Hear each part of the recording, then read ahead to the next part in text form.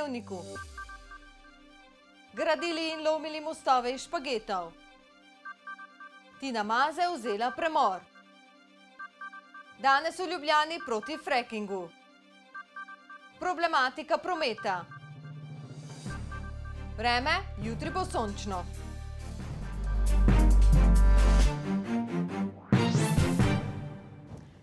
Gledalke in gledalci, lepo pozdravljeni v današnjem Pomurskem dnevniku. Študentje tehniških fakultet so se tudi letos pomerili v izdelovanju mostov iz špagetov. Tridnevno tekmovanje Ali je kaj trden most, na katerem se je pomerilo 20 ekip iz Slovenije in tujine, je namenjeno predvsem druženju.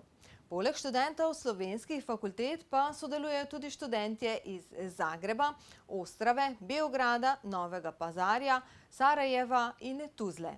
Študentske ekipe so tako že od ponedeljka izdelovale svoje modele, zadnji dan tekmovanja pa so mostove postopno obremenili, dokler jih niso zrušili. Natančno merjenje, lepljenje in brušenje testenin.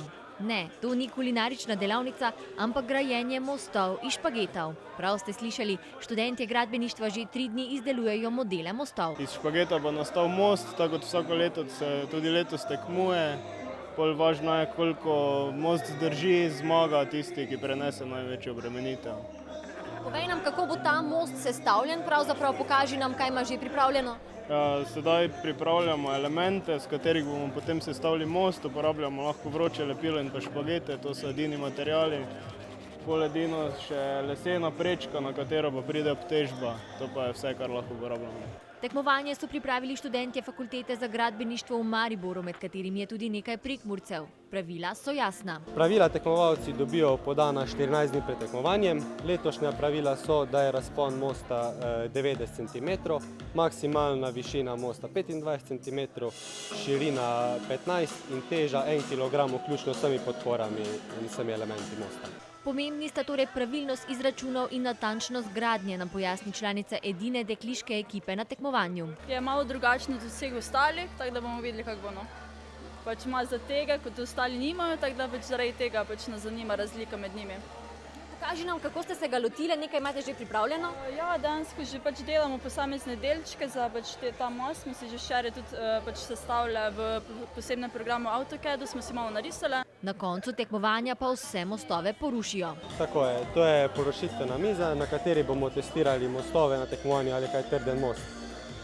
Most s podporami nastavimo na te 2 ploščice, jih s karabini pripnemo na palčke, katere most že vsebuje, in obremenimo z vedrom, katerega nalivamo vodo. A le z namenom, da preverijo njihovo vzdržljivost.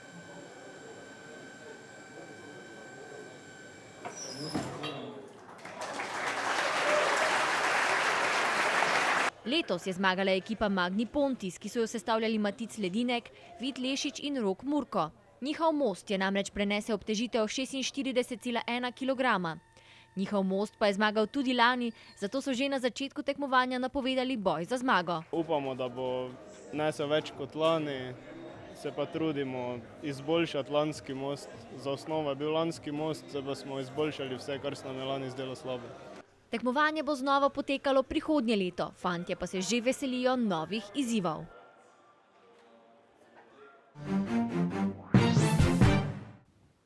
Najboljša slovenska športnica Tina Maze je sporočila, da si bo vzela leto dni premora, preden bo sprejela odločitve o koncu ali nadaljevanju tekmovalne poti v alpskem smučanju. Kot je sporočila Mazejeva po 16 dolgih in uspešnih sezonah, ko je trenirala in tekmovala v vseh disciplinah, njeno telo in potrebujeta daljši počitek kot ponavadi. Zato se je odločila za enoletni odmor, preden se bo sploh odločila o svoji nadaljnji poti. Čas bo izkoristila za dokončanje diplome, aktivno pa bo tudi v marketingu in komunikacijskih aktivnostih s poslovnimi partnerji. Študentka na Pedagoški fakulteti v Mariboru, ki je kot vrhunska športnica zaposlena v policiji, je osvojila 4 olimpijske medalje, po 2 zlati in srebrni, 4 zlate ter 5 drugih mest na svetovnih prvenstvih, zmagala je v skupnem seštevku svetovnega pokala ter je s tem najboljša slovenska športnica vseh časov. Na Agenciji Republike Slovenije za okolje je danes potekala ustna obravnava v postopku izdaje okoljevarstvenega dovoljenja za Petrol Geoterm za rafinerijo zemeljskega plina. Skupina protestnikov meni, da gre pri tem za prvi korak v smeri vzpostavitve infrastrukture za črpanje plina z metodo hidravličnega drobljenja. Namen današnje ustne obravnave je bilo ugotoviti vsa dejstva in okoliščine pomembne za odločitev ter zagotoviti možnosti stranki in stranskim udeležencem, da se izjavijo o vseh dejstvih in okoliščinah, ki so pomembne za odločanje v postopku izdaje okoljevarstvenega dovoljenja, so sporočili iz Arsuja, kjer zagotavljajo, da vloga ne vključuje postopka tako imenovanega frackinga, a okoli 30 protestnikov ob obravnavi meni, da gre za prvi korak v smeri vzpostavitve infrastrukture zanj. Kot pravijo na Arsu, bo v rafineriji na območju Lendave potekal tehnološki postopek čiščenja surovega plina in bazna separacija nafte. Vloga tako ne vključuje postopkov črpanja plina z metodo hidravličnega drobljenja.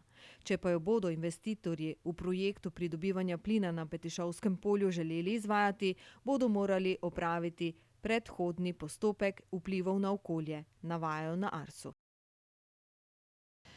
Danes zjutraj je v Murski Soboti prišlo do nesreče, v kateri sta bila udeležena voznik osebnega avtomobila in motoristka. Do nesreče, ki se je pripetila na ulici Štefana Kovača v Murski Soboti, je prišlo nekaj pred 7 uro zjutraj. Kot so povedali očividci, je voznik osebnega avtomobila Renault Clio zaustavil pred prehodom za pešce pri dvorani Park, nato pa je v zadnji del njegovega avtomobila trčila motoristka z motornim kolesom znamke Yamaha. Na kraj dogodka so prišli soboški reševalci, ki so poskrbeli za poškodovano motoristko. Sicer pa so reševalcem pomagali tudi gasilci prostovoljnega gasilskega društva Murska Sobota. Kot smo že poročali v torek, sta v tem tednu potekali 2 delavnici v sklopu trajnostne urbane strategije. Sinoči so v Pokrajinski in študijski knjižnici v Murski Soboti govorili o problematiki prometa, transporta in trajnostne mobilnosti v Murski Soboti. 7. delavnica v sklopu trajnostne urbane strategije Mestne občine Murska Sobota je bila tako kot ostale dobro obiskana. Premišljevalnico v sklopu projekta Sobota, kot si jo želimo, je vodil prometni strokovnjak Jože Veren. Na delavnici so sodelujoči izpostavili, da odločitve o prometni ureditvi mora sprejemati organ, ki ga sestavlja več strokovnjakov z različnih področij. Govora je bilo tudi o parkiriščih in umiritvi motornega prometa, povečanju števila pešcev in kolesarjev ter posledično oživitvi prostora. Vse to bi lahko dosegli s tako imenovanimi shared space površinami oziroma deljenim prostorom. Gre za površine, kjer se lahko prosto gibljajo avtomobili, kolesarji in pešci, a imajo slednji prednost pred motornim prometom. Vsi so se pa strinjali, da je Murska Sobota prometno precej obremenjena. Pa si poglejmo, spoštovani, še ob koncu, kakšno vreme se nam obeta v prihodnjih dneh. Danes je bilo precej sončno. Opoldne so najvišje temperature izmerili v Lendavi in v Murski Soboti, kjer je bilo 24 stopinj Celzija. Stopinjo manj je termometer pokazal v Radencih, na Goričkem pa je bilo opoldne 21 stopinj Celzija. Jutri bo dopoldne precej jasno, popoldne se bo od zahoda zmerno pooblačilo, pihal bo jugovzhodnih, zjutraj in deloma dopoldne na Primorskem šibka burja. Najnižje jutranje temperature bodo od 6 do 11, najvišje dnevne od 21 do 26 stopinj Celzija. V Murski Soboti in v Mariboru bo jutro sončno, izmerili bomo 10 stopinj Celzija. Čez dan se bo ozračje ob sončnem vremenu ogrelo na 24 stopinj.